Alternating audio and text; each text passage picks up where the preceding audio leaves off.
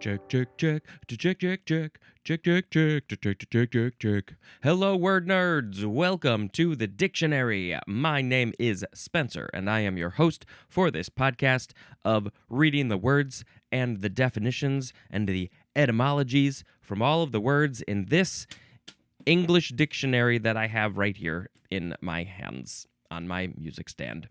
Why don't you join the Patreon for just $1 a month? You will get very early episodes. You can watch this on YouTube and see some things. And let's see what else. Write a review on Apple Podcasts. I think Spotify has a similar thing. You can comment on the Spotify and, of course, the YouTube. You can buy some merchandise. There's a link in the show notes. All of the links for these things are in the show notes. Don't you know that? Call the Google Voice number, 917-727-5757, and leave a voicemail. Tell me something. Tell me something good. Email me, dictionarypod@gmail.com. Follow the Instagram, the social media, @dictionarypod. And that's all the stuff. All right, so the first word, the first entry in this episode is gold leaf. More gold words, just a few of them. Gold leaf is a noun from circa 1741.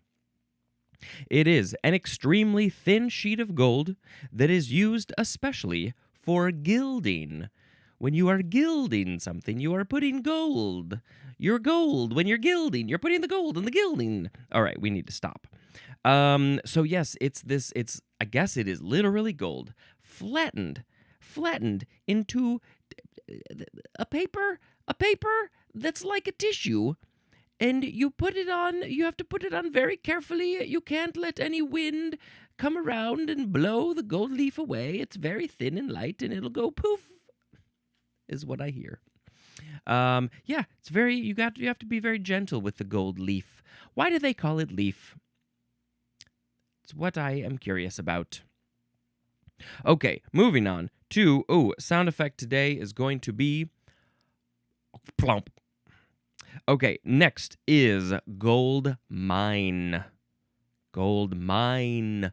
Not a mind, because I don't have a gold mind. Some people have a gold mind. This is a gold mine. Noun from 1637. It is a rich source of something desired. So now we are not literally talking about a mine where you are mining for gold. You're like, it's more of a metaphorical thing, like, holy crap, we hit the gold mine. You could also say jackpot. Oh, we hit the jackpot. A rich source of something desired. Well, obviously, this podcast is a gold mine of words, knowledge, education, silliness, Spencer-ness, movies. It's got all of those things. It's a gold mine for all of those things because you desire those things. Obviously, everybody is desiring those things, and this has all of those things.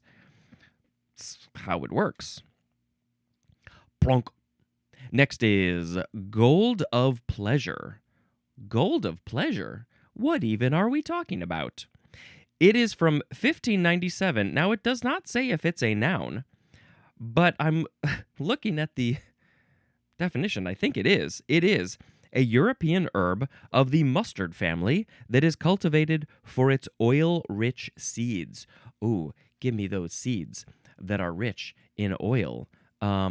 Okay, gold of pleasure. I'm looking this up. I don't understand. I think it's a mistake. I think they just missed putting the little N to say it's a noun in the book. Looking at the gold of pleasure. Oh, by the way, the species name is Camelina sativa, and I'm seeing a lot of pictures of the seeds, the oil-rich seeds. Also pictures of many of these plants in a field. When you just look at a wide shot of the field, it looks like wheat. So they have the stalk, they go up, and then the little branches and things are sticking off the sides.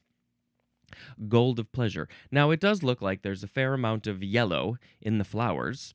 So that's probably where the gold comes from. But why are they calling it of pleasure? Why is this the gold of pleasure? Let's go to this page and see if there is an explanation of the name. Let's see, description. That's just the description. Here's the history.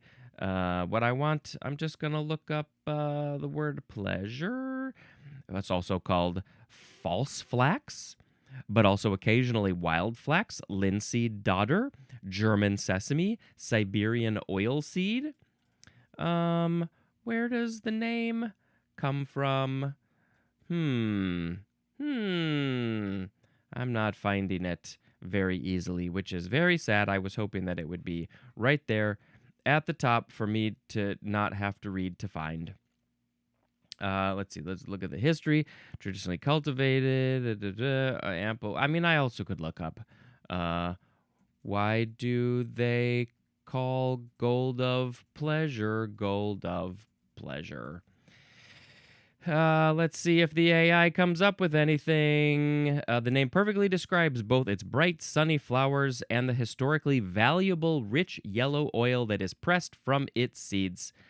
The English name is likely a translation from the older German or Dutch terms daughter.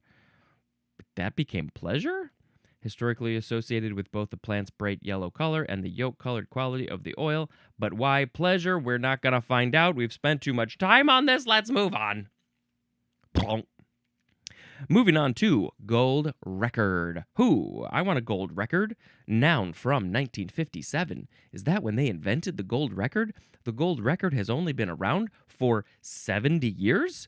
I mean, I guess when you're thinking about music and vinyl, the invention of vinyl was not really all that much before that. And then, of course, music sales and capitalism, maybe the timing seems about right.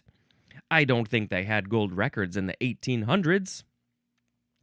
Okay, a gold record is a gold phonograph record awarded to a singer or group whose single record or album has sold at least 500,000 copies.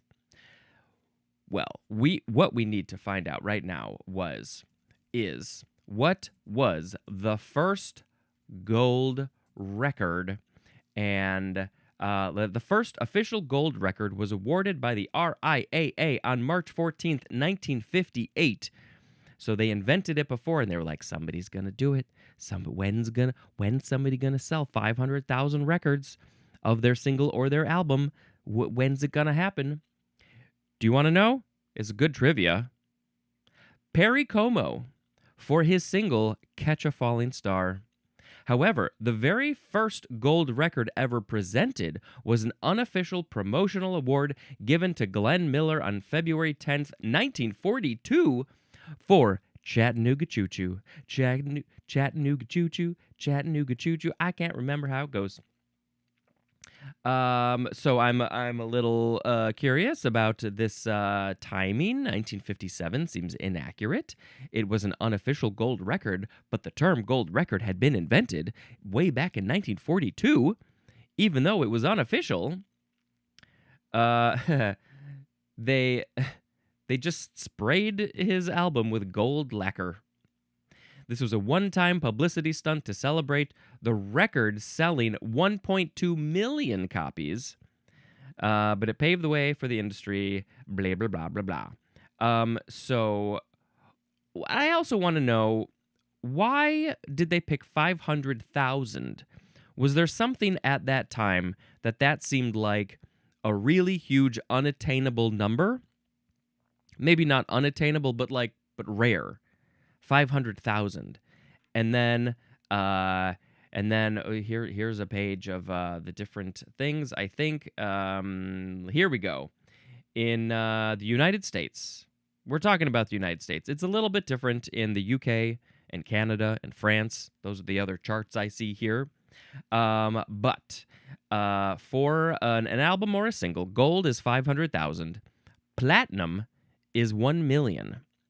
And then there's nothing else until you hit diamond, which is 10 million sales. Now, in the days of streaming, these modern days of streaming, this is a different thing. It is very rare, much more rare to be selling these physical things, CDs, vinyl. They're picking up again. CDs and vinyl have really picked up with the younger kids today, but it's different than it used to be because that was the only way people could get them back in the day. Anyway, this is fascinating. So they picked 500,000 for some reason for gold, and I don't know. To me, it seems like 1 million should be gold, but they were like, you know what? We're gonna make platinum 1 million. All right, we got to move on from gold record to plunk. Gold rush. Gold rush. Noun from 1876. Number 1, a rush to newly discovered gold fields in pursuit of riches. We've all heard of the gold rush in the California, specifically, I guess probably the whole Southwest, back in, I believe it was the 1800s, but my history is not very good. Everybody, they were rushing across the country, possibly dying of dysentery, to get over to that area because they heard there's gold. There's gold in them thar hills. We need to get our share of the gold. And then number 2 is the headlong pursuit of sudden wealth in a new or lucrative field. So yeah, again, not talking literally about gold. We turned it in just like a gold mine. We turned it into a whole other thing where, ooh, it's a gold rush. Ooh, everybody wants to get on that gold rush train for AI or the new tech. Oh, hey, if we get in early, we could get some sudden wealth and it could be very lucrative for us. But all you other people, you're pretty slow. You're not rushing quick enough to get in on this gold rush. That's why I hopped on this podcast wagon as early as I did. It wasn't early. It had already exploded pretty much when I jumped on the gold rush train. And also, you need a good idea. Okay, gold rusher, that is a noun. Moving on to plunk. Goldsmith, one word. Noun from before the 12th century. It is one who makes or deals in articles of gold. They're making gold. They're dealing in gold. They're selling it. They're buying it. They're like, ooh, this thing's got gold. I want it. I don't like the thing, but I like the gold. I'm gonna melt it down and make something else because I'm a goldsmith. I know how to make that stuff, and then I can sell it to you. I got the tools. I got the things to heat it up and melt it down. It's not that hard to do because it's pretty soft and malleable. You just put it on your stove. Don't do this at home. I don't know what I'm talking about. Goldsmith. It's kind of like a blacksmith who's dealing in other kind of metals. I don't know, iron, steel, stuff like that. And all of those things are black? Why aren't they called an ironsmith? A steelsmith? Black, maybe they're covered in black soot all the time because of their work. And a goldsmith is obviously covered in gold all the time. Maybe with gold leaf. Every morning they put on gold leaf. All right, moving on to plonk. Gold standard. Noun from 1831. Number 1. Ooh, this is a biggie. A big definition.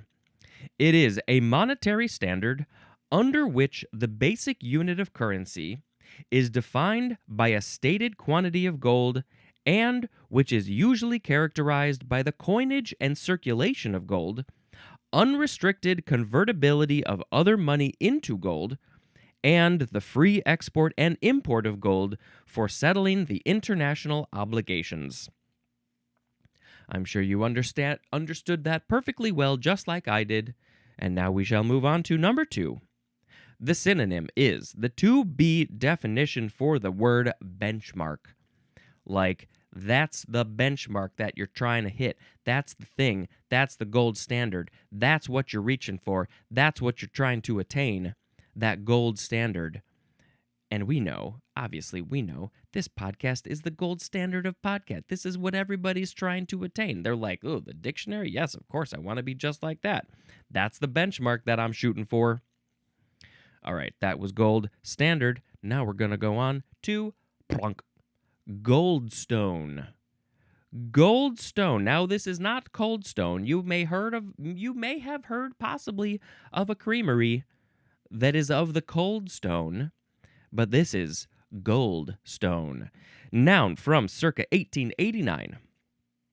It is aventurine glass, spangled close and fine with particles of gold-colored material.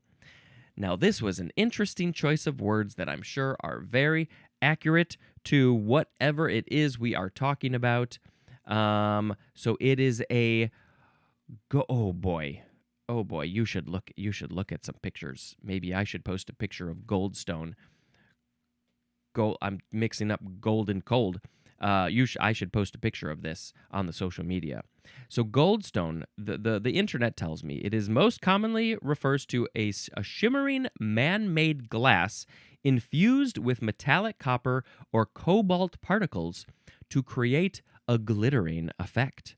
Originally invented in 17th century Venice, it is widely used in jewelry and is favored in crystal healing.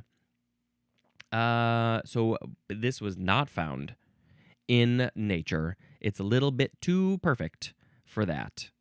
So it's made of aventurine glass, created by heating powdered silica, copper oxide, and other metal oxides in a low oxygen kiln. As the molten glass cools, the metals form reflective microscopic crystals. It comes in several varieties: red-brown goldstone, blue goldstone, green goldstone. It's hard to say it right. Oh, it is beautiful. And then it's, broken up into pieces and then maybe shaped and then tumbled so it's all smooth and shiny. And it's very nice to look at. I don't love that it's human made.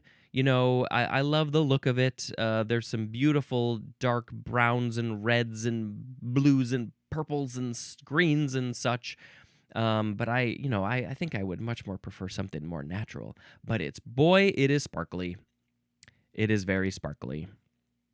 Okay, so that was goldstone. Goldstone. It's spangled. That's what the definition says. It's spangled close and fine. Oh, I love it when I get spangled close and fine. Moving on to plunk. We now have the word. Oh, it's a good one. It is you could say either golem or goylem, or golem. Now see, that looks like a long A. Definitely golem is something that I've heard. It's spelled different. I don't know, so maybe that one's not correct. But this one maybe looks like it's pronounced Galem. It is spelled Golem. The golem that I think of is, I believe, spelled Gollum from The Hobbit and Lord of the Rings, and there's a new movie coming out called The Hunt for Gollum. But this is, now I assume maybe that word maybe came from this one. I don't know. For these purposes today, in this episode, for this word, we are going to pronounce it golem. I don't know if that's the most accurate, but that seems right and fine to me. It is a noun from 1897, golem. Number 1, an artificial human being in Hebrew folklore endowed with life. Okay, so this is in Hebrew folklore, there is a story, and maybe I can find the story and put a link in the show notes for this golem. It's a fake human being, but it was given life. How was it given life? I don't know. Maybe lightning, maybe not. It makes me think of, obviously, the Frankenstein story. But I believe that was quite a bit earlier. Let's see. Yes, animated anthropomorphic being in Jewish folklore created entirely from inanimate matter, usually clay or mud. Okay, so this is quite different from the Frankenstein situation, which was pieces of humans. Why he couldn't just find a whole human, I don't know. He had to sew pieces of human together. But this was clay or mud, something inanimate, put together to create, like a statue of a human, and then brought to life through mystical rituals and sacred knowledge. It traditionally served as a helper or protector for Jewish communities. Okay, and then there's a whole bunch of other information. I'll put a link in the show notes. But we also have number 2, something or someone resembling a golem. Ooh, interesting. As we have 2 subs. 2A, the synonym is automaton, or you could also say automaton, because that's how it's spelled. Automaton. And then 2B, the synonym is blockhead. Now, these 2 synonyms, automaton and blockhead, are very, very different. So, something or someone resembling a golem, automaton is something that is built from, let's say, gears and metal and hydraulics and such like that, brought to life in some form, maybe with electricity, maybe with AI even. It seems like this thing is real, but it's not. It's an android, right? We could think an android is similar to an automaton. But then blockhead. Blockhead is making me think of somebody who is so dumb that maybe they just don't have, I don't know why, maybe they just weren't educated, maybe they don't have the physical capabilities at the moment to understand the world as much as somebody else does. Maybe they would be called a blockhead, and it's as if they were made of clay and then brought to life, and they're still learning about the world, right? Maybe they just haven't reached that level yet. So you're like, wow, you seem like you were born yesterday. You are a golem. Because that golem was made of mud and created yesterday. Okay, so where does this word come from? Well, based on the history that we have read, you could probably figure out part of it.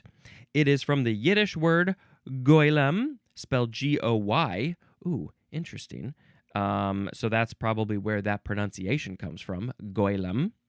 From the Hebrew golem, which is a shapeless mass. So maybe golem is the more proper pronunciation.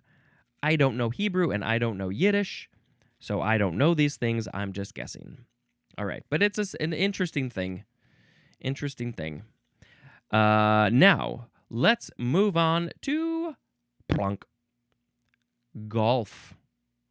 Golf. You can pronounce this golf. Some people say golf. Golf. There's like 5 different. Sometimes people say golf. Just golf. Okay, it is a noun from the 15th century. It is a game in which a player uses special clubs, a game in which a player using special clubs attempts to sink a ball with as few strokes as possible into each of the 9 or 18 successive holes on a course. Golf is an intransitive verb, and golfer is a noun. This is a Scottish word.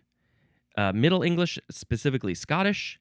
It doesn't say if it means something, so did they just make up the word? I am curious. Where did the word golf come from? That's just what I'm looking up.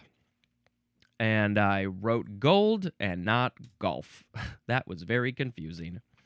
Derives from the mid-15th century Scots word goof or golf, meaning to strike or cuff, which evolved from the Middle Dutch word kolf or kolv, meaning club or bat. Interesting. So did they basically combine the Scottish word for to strike and the Middle Dutch word for club or bat and got golf? The Dutch term reflects the active trade between the Netherlands and Scotland during the 14th to 17th centuries. Oh, the Dutch influence. There is a Dutch game of golf, often played on ice with a club and ball. It's widely considered the lexical ancestor of the sport. Seems like it might be a little bit more than just the lexical ancestor. The Scottish shift in Middle Scots, the Dutch kolf transformed into gof or goof. This eventually settled into the modern spelling of golf. We were just talking about this. Robin Williams had a great stand-up routine about the invention of golf, and you see this tiny little ball, you have to get it into the cup. The cup is way down there, and you have to hit it with this little stick, and you have to do it 18 times. Anyway, I don't know what to say about golf.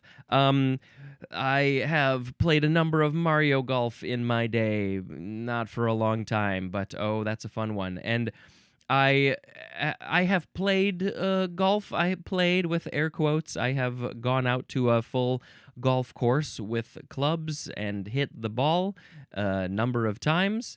I have gone to the driving range a handful of times, and so I don't know if I will ever be a golfer.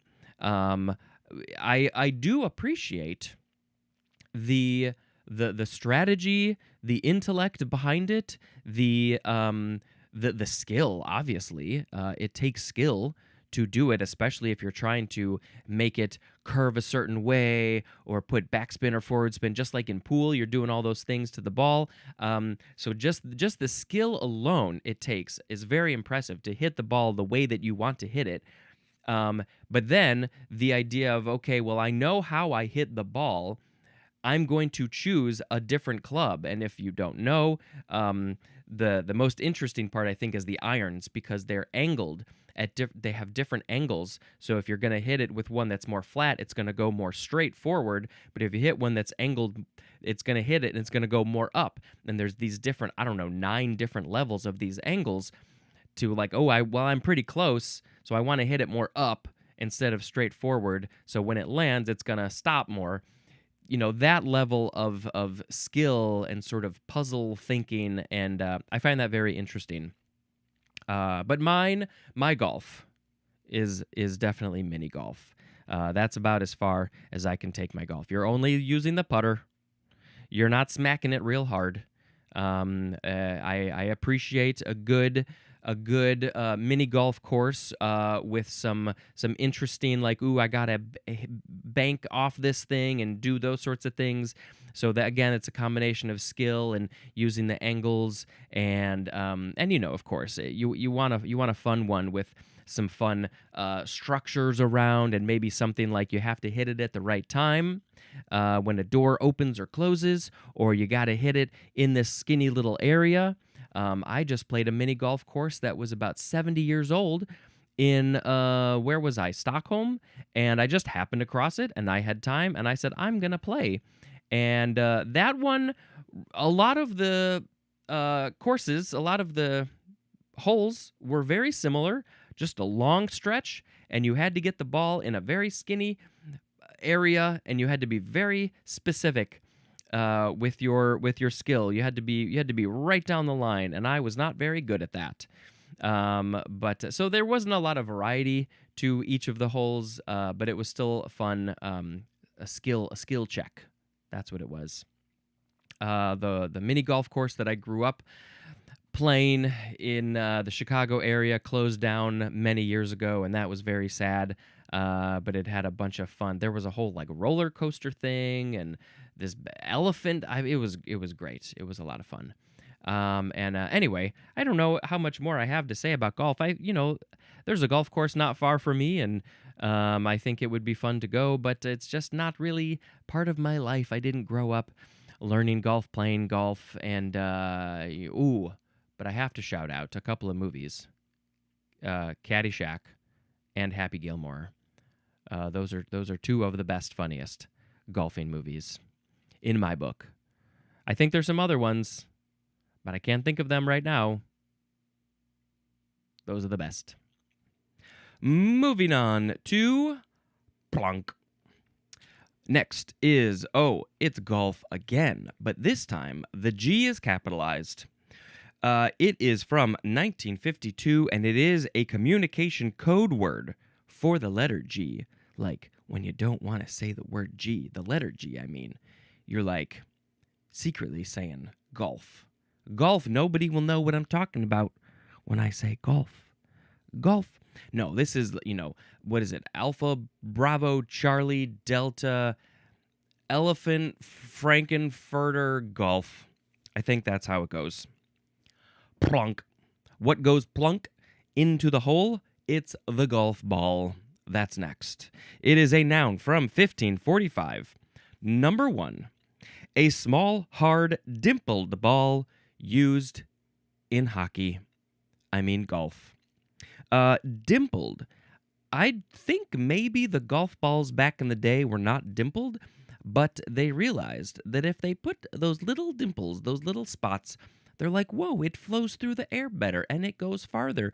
We used to only hit this ball 5 yards, and now we hit it 400 yards. The dimples, they do so much. The golf ball, okay, and then I think I remember when I was a child, I think somebody cut open a golf ball, and I think they've changed, but I think it had like rubber bands and all this like sort of rubbery, bouncy kind of stuff inside. Number 2, the spherical printing element of an electric typewriter or printer. That's called a golf ball? The spherical printing element. I guess I'm imagining it's the thing that's like, is it pressing the keys on the paper or is it itself? I guess I just need to look up a golf ball. What was it? On a printer or an electric typewriter. So this is not your old school typewriter. This is an electric typewriter. Let's just write that. Let's see. Let's look up. Okay. Yes, it does have the letters on the ball. That's what. And it sort of looks like a golf ball because it is spherical, and the letters that are on this golf ball look sort of like the dimples. They're like, hey, well, we're gonna call it a golf ball, and they were like, no, you're not supposed to call it a golf ball. It's the letter ball, but where it looks like a golf ball, so it became a golf ball. Okay. What else? What is next is plunk. Next is golf cart. Noun from 1899. Ooh, what were the golf carts like in 1899? Number 1, a small cart for wheeling a golf bag around a golf course. You're like, oh, I don't want to lug this heavy bag with all of these heavy clubs all across this long golf course. I need a way to get it around much easier. I know, let's put it on a wheeled vehicle or make somebody else walk it around for me, and I shall call them my caddy. Golf cart. They are, I think, usually electric, and they are not very fast. You don't tend to need them to be very fast. You can fit 2 people in the front. I think usually you can fit 2 people in the back, unless that's where you're putting your golf bags.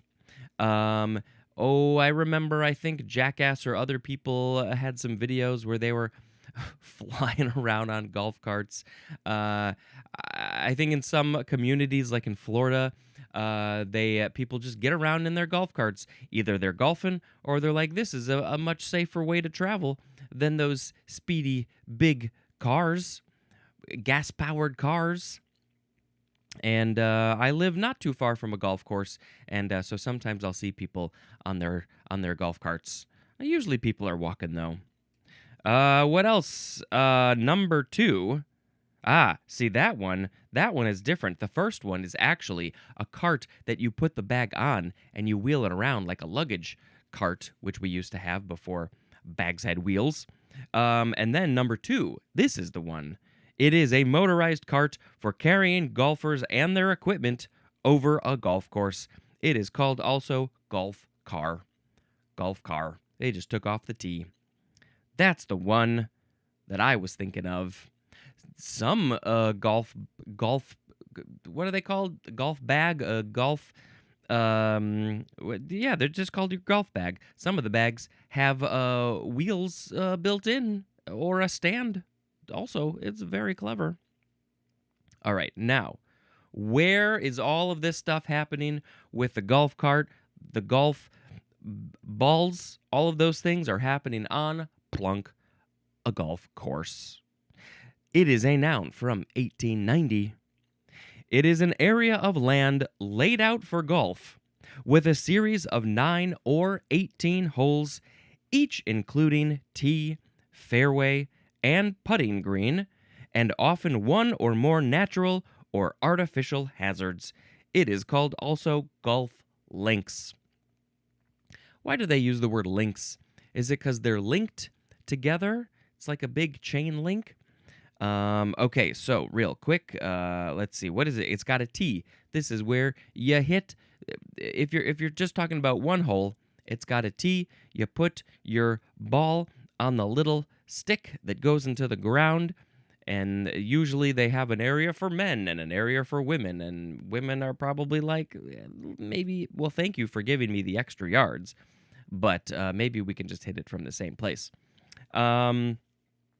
And then the fairway is like, ooh, it's just smooth, short grass, and the ball rolls wonderful on the fairway, right? But then off the fairway, you got different kinds of rough grass, longer grass, taller grass, and the ball doesn't roll very far, and you don't want to be in there. It's harder to hit it out of there as well. And what else? And then the putting green. You can't forget about the putting green. This is real. I think this grass is even shorter and smoother than the fairway, so it just rolls. And sometimes they're flat, and sometimes they got curves. And if they got curves in all the right places, then you got to look and you got to see, ooh, where's the hell? How is my ball gonna roll as I'm putting that golf ball towards the golf hole? I think that's what it's called. And because it's gonna curve to the left, it's gonna curve to the right, and maybe you can use that to your advantage. And you got to hit it at the right speed. And then the hazards. Oh, the hazards. You got to watch out for the hazards. It could be a sand trap. If you get it in the sand, oh, it's so hard to get out of there. You got to dig your way out. You're stuck in the sand for a long time. And that's a pain in the butt. Or maybe it goes into the water. And that's even worse.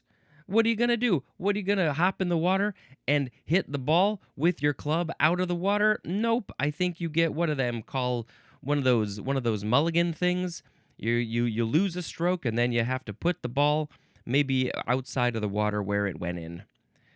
So you definitely gotta avoid the hazards. They're hazardous for your ball's health. Plunk.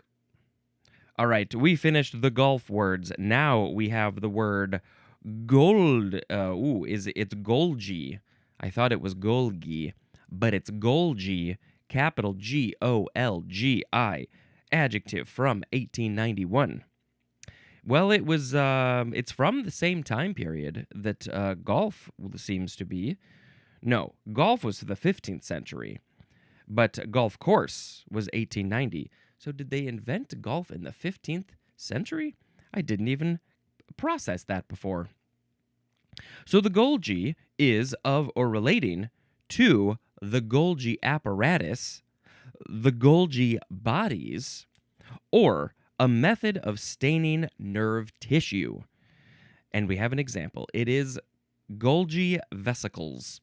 So those vesicles are relating to the Golgi apparatus, the Golgi bodies, or a method of staining the nerve tissue. So what are those things? Hey, let's talk about a couple of those things now. Plunk. Golgi apparatus is a noun from 1916. It is a cytoplasmic organelle that consists of a stack of smooth membranous saccules and associated vesicles, and that is active in the modification and transport of proteins. It is called also Golgi complex, and it says to see the cell illustration. So this is what is happening in the cell. It is some stuff in the cell that's doing some things. Cytoplasmic organelle consists of a stack of smooth membranous saccules and associated vesicles, and that is active in the modification and transport of proteins. That's the thing that you got to remember about the Golgi apparatus, is that it is doing stuff with proteins. It's transporting them from side to side. It's modifying them, and it's like, here you go, let me do something with it. Here you go, send over there, over there. Hey, it's got to be fixed. I got to do something. I'm going to send it over there. That's what it is. And it's got a very interesting shape. These pictures that I'm seeing, it's all like hairpin turns back and forth, very complicated stuff going on in there in the Golgi apparatus or the Golgi complex. It looks very complex.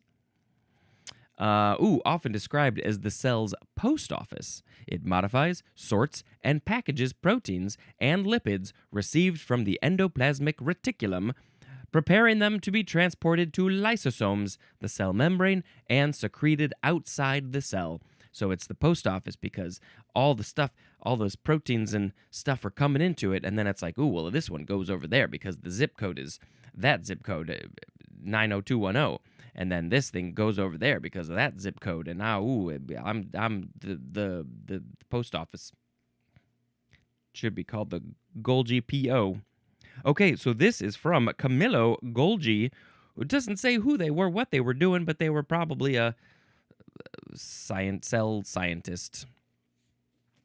All right, what else? Hey, there's another one that is related. Plunk. It's Golgi body. Noun from 1925. The synonym is just Golgi apparatus, and also we have another synonym, dictyosome. Oh, I don't remember how to pronounce this word. Let's see. I was going to say dictosome, but that looked like there was an extra syllable in there. And we're going way back.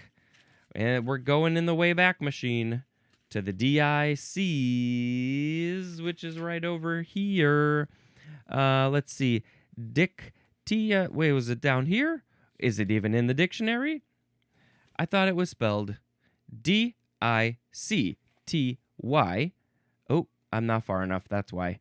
DICTY. What is here we go. Dictyosome. Or no, it's dictyosome. Any of the membranous or vesicular structures making up the Golgi apparatus. That's the dictyosome. It's the Golgi body, the Golgi complex, the Golgi apparatus. All of these names for the same thing. Wow, how did it get so many names? I don't understand what it does. It's the post office for the cell. Plunk. Now, we have goliard, or just goliard. It is spelled Goliard. Noun from the 15th century. It is a wandering student of the 12th or 13th century given to the writing of satiric Latin verse and to convivial living and minstrelsy. Minstrelsy. I think that's what that word is. So they were like the minstrels who were maybe playing the lute? Is that what they are, what they were doing? Goliardic is an adjective. Student of the 12th or so. So were these the people in the 15th century who were like, those satiric Latin writings and verse of the 12th and 13th centuries, 200 or 300 years before I am currently living, that was the best time for satiric Latin verse. Oh, I love it so much, and I'm gonna walk around the world just citing this satiric Latin verse, and I'm gonna dedicate my life to all of it. Okay, so this computer says they were wandering medieval scholars and clerics in the 12th. They were in the 12th and 13th century Europe. They were known for writing satirical, often bawdy Latin poetry that protested church corruption and celebrated drinking, gambling, and earthly pleasures. I like these people. Their most famous surviving collection is the Carmina Burana. I've heard of that. I don't know what it is.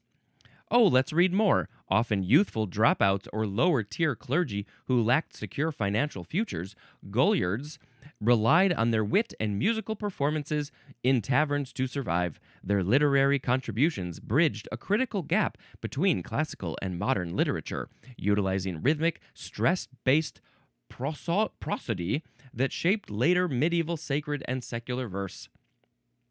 While a specific goliardic movement is debated by modern historians, their tradition of irreverence and social criticism heavily influenced later literary giants like Geoffrey Chaucer.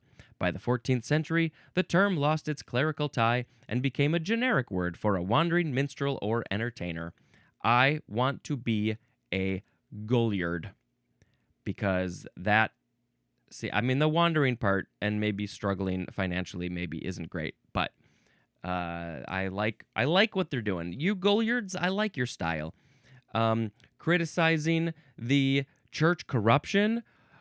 Sorry, goliards, it hasn't changed. Celebrating drinking, gambling, and earthly pleasures, like reading the dictionary. I know that's what they were doing. Oh, fantastic. I mean, I've heard of it. I'm aware of the minstrels people, but this is much more specific. And of course, it has to be in Latin verse, satirical Latin verse is the most important part. Goliards. Hey, there's no etymology. It just says Middle French, so it's Middle French. Plunk. Next is Goliath with a capital G. Noun from the 14th century. Number 1, a Philistine champion who in 1 Samuel 17, or is that I Samuel 17? It looks like an I. No, it maybe looks like a 1. In that part of the Bible, he is killed by David. You've probably heard of the story of David and Goliath. He was a Philistine, which I think is at that time was a specific area, but now that word has taken on some other meanings. Let's see. What? Because, there's the story has been exaggerated maybe a little bit over time, and it's like, oh, he was huge. He was a Goliath. He was 38 feet tall. Let's see. So I want to look up how tall was Goliath in the Bible. 9 feet 9 inches, or also maybe 6 feet 9 inches. Depends on what you're reading. The 9 feet 9 inches comes from the Masoretic text, the traditional Hebrew text, which states that he was 6 cubits and a span, and so that comes out to be about 9 feet 9. You can't forget about the span. And then the other one comes from the Septuagint, the ancient Greek translation of the Old Testament, and portions of the Dead Sea Scrolls and the writings of the 1st century historian Flavius Josephus, and they said 4 cubits and a span, so maybe that was a translation issue. So I think we have to go with the original one, which is 9 foot 9, and that would be the tallest person ever, if that were true, and I'm gonna guess he was not. Okay, so Goliath. Hey, you know what? We got another definition, though, for Goliath, of course, because of that story in the Bible, which, probably is fictional, but maybe based in some level of truth, but more it's like, hey, the underdog, the little guy, can also defeat the big guy. We have number 2. The synonym is giant, because 9 foot 9, objectively, I think, for humans, would be considered giant. Sometimes we just say, oh, that thing is huge. This podcast is a Goliath because it has so many episodes. Too many for people to tolerate. Plunk. Let's do one more word for this episode. It is spelled 3 ways. It is pronounced, it looks like, golliwog. I believe it is golliwog. Just checking a pronunciation thing. I'm looking over here. Yes, I believe that is correct. It is spelled Golliwog or Golly or Golliwogg. And I assume maybe you could also do the Y version with the double G. Golliwog is a noun from 1895. Number 1, a grotesque black doll. Oh, okay, maybe I need to look up a picture of this, but we also have number 2, a person resembling a golliwog. I'm wondering about this word. Let's look this up. Okay, it's a book character, doll like. Oh, this is bad. This is very, very bad. I am glad I have learned about this word. Created by cartoonist and author Florence Kate Upton, which appeared in children's books in the late 19th century, usually depicted as a type of rag doll. It was reproduced both by commercial and hobby toy makers as a children's soft toy called the golliwog, a portmanteau of golly and pollywog. It had great popularity worldwide, especially in the southern United States and the United Kingdom, South Africa, Australia, well into the 1970s, but have become more divisive due to their association with racial stereotyping. I don't want to put a picture of this on the social media, but basically, to describe it, it looks like a white person in blackface with a very fake afro, pretty much, wearing a very stereotypical clothes as well. Wow. Huh. Okay. Yeah. Interesting. So let's look at the etymology. I mean, we already got a little bit of it, but yeah. So this says it is from Gollywog, an animated doll in children's fiction. Yes, we know that. Oh, now this says it was by Bertha Upton, but this said it was from Florence Kate Upton. No relation to the Kate Upton of recent years. Let's see. Does it say anything about her name being Bertha? Who? Somebody's got some bad information here. Or maybe, here. Her mother was Bertha Upton. Now, very interesting. Now, who did it? Who wrote this? Who created this? It says Bertha Upton was an American writer who died in 1912, and now this says Florence Kate Upton on my computer. It says she died in 1922, but Bertha Upton, what does it say about Bertha Upton? Did she die? Now, oh boy, this is very, very complicated. Now, Florence Kate Upton was only 50? Looks like she was about 50 when she died. Interesting. 49. She died in her studio. Complications following surgery. Boy, this story is very complicated, and I'm happy that people loved these stories and this character and everything, but the racial issues are issues, and I'm sorry that I didn't know about this before. Glad I know about this now, and I hope that you have learned something about this racist doll character. Yeah, okay, interesting. So, let's pick a word of the episode. Today, we had gold leaf, gold mine, gold of pleasure, gold record, gold rush, goldsmith, gold standard, goldstone, golem, golf ball, golf cart, golf course, golgi apparatus, golgi body, goliard, Goliath, and gollywog. Well, obviously there are some fantastic contenders for the word of the episode, but I believe that I may have to pick goliard as the word of the episode. I'm a goliard, I'm wandering the world, I'm singing satirical songs. This song is so great, I'll print up a vinyl, and it shall become a gold record. La-di-di-da-da-da-da-da-da, I am a goliard. How does he do it? It's movie time, people. The next movie that I saw, this was called Happy and You Know It. I watched this on a plane, and it's a documentary about children's music, and it was quite interesting.